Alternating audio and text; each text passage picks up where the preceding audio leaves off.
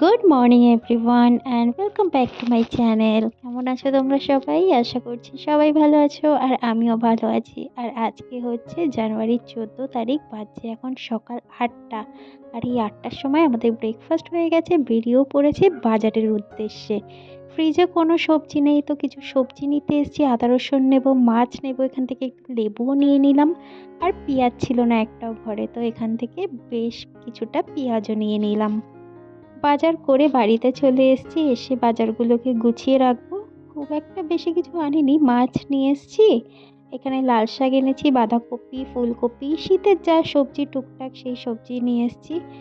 আর এখানে দেখো একটু লেবুর জল খাচ্ছে। আর আমি এখানে রান্নাও বসিয়ে দিয়েছি, এখানে করছি মাংস। রান্না বসিয়ে দিয়ে আমি চলে এসেছি ঘর ডাস্টিং করতে। বাজার থেকে আসতে অনেকটাই দেরি হয়ে গেছে, এসে রান্না বসিয়ে দিয়েছি। আর রান্নার ফাঁকে ফাঁকে ঘরের বাকি কাজগুলো করে নিলাম। আর এখানে দেখো এতগুলো বাসন জমেছে, বাসনগুলোকেও মেজে নিচ্ছি।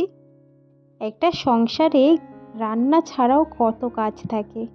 আর যেহেতু সংসারের কাজকর্ম আমি একা হাতেই সামলাই, তো আমি আমার টাইম অনুযায়ী কাজগুলো করে থাকি। যেমন রান্না বসিয়ে দিয়ে ডাস্টিংগুলো করে নিই, তারপর এসে যে কটা বাসন জমে অল্প অল্প করে সঙ্গে সঙ্গে ধুয়ে নিই, তাহলে আর একবারে বেশি জমে না বাসনটা। আজকে যেহেতু একটু বাজারে বেরিয়েছিলাম, দেরি হয়ে গেছে, ওই জন্যই বাসনটা জমে গেছে।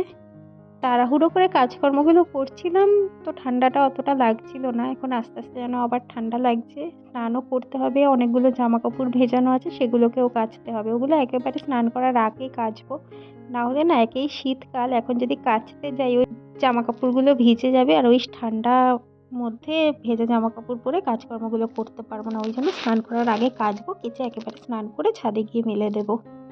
বাজারে গিয়ে ঘুরতে ঘুরতে দেরি হয়ে গেছে। আমি বললাম অনেক কাজ আছে, আমার বর বলছে কি আর আছে, রান্নাটা করে নেবে তাড়াতাড়ি করে।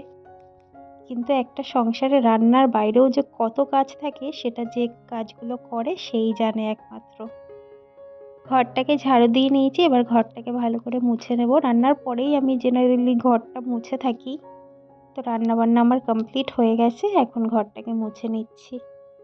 ঘরটা মোছা হয়ে গেলে এখনকার মতো কাজকর্ম কমপ্লিট। এরপরে স্নানে যাব। স্নান করার আগে যে কটা কাপড় আছে সেগুলো কেচে একেবারে স্নানটা করে নেব।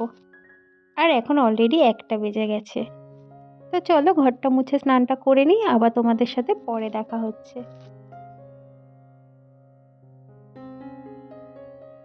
একেবারে এখন বাজে রাত 8টা।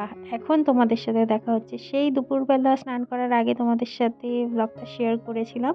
তারপর আর কোনো রকম ব্লগ করা হয়নি। খাওয়া দাওয়া করে উঠে একটু ঘুমাচ্ছিলাম, ঘুম থেকে উঠে সন্ধে দিলাম, চা করলাম, চা খেলাম। তারপরে দেখো ছোট ছোট আলু এনেছিলাম বাজার থেকে, সেগুলোকে সিদ্ধ বসিয়ে দিয়েছিলাম, কারণ আজকে করব কড়াইশুঁটির কচুরি আর আলুর দম। এই শীতকালে কড়াইশুঁটির কচুরি খেতে আমার বর ভীষণ ভালোবাসে। ও কড়াইশুঁটি এমনি রান্নায় দিলে খায় না, কিন্তু এই কচুরিটা খেতে খুবই ভালোবাসে। তো ও যেহেতু ভালো খায়, সেই জন্যই ভাবলাম আজকে কড়াইশুঁটির কচুরি বানাই।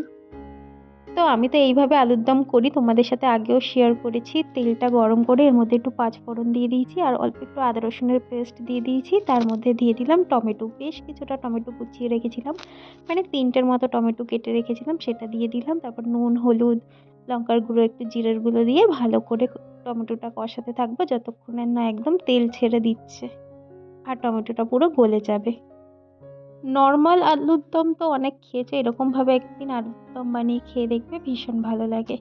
আর এখানে দেখো আমি মানে ফ্রন্ট ক্যামেরাটা মুছিনি, ওই তেল ছিটেছে হয়তো রান্নার, পুরো ব্লার হয়ে গেছে। পরে আমি এডিট করার সময় দেখছি ভিডিওটা ক্লিয়ার আসেনি।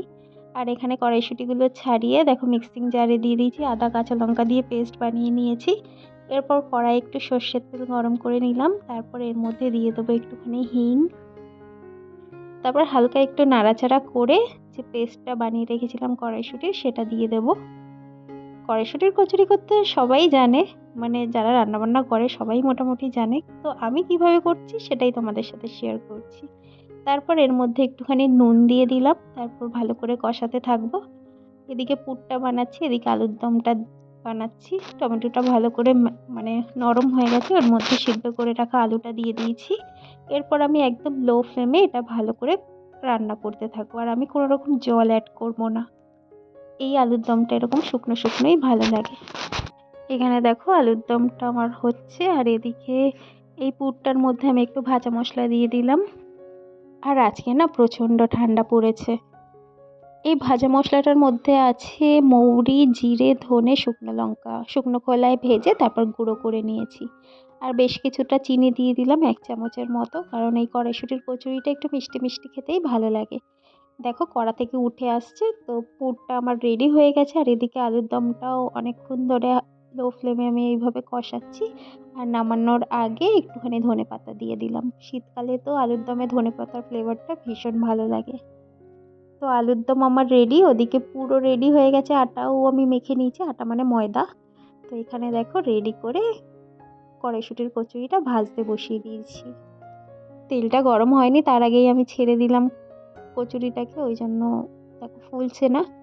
তো প্রথমেরটা ভালো হয়নি, তারপরেরগুলো ভালোই ফুলেছে আর সুন্দর হয়েছে। এরপর আমরা খাওয়া দাওয়াটা করে নেব। গরম গরম কচুরি, আলুর দম আর তার সাথে চাটা আমার বরের লাগে আর কি। ও রুটি পরোটা যাই হোক না কেন, ওকে রাতে চা করে দিতে হবে।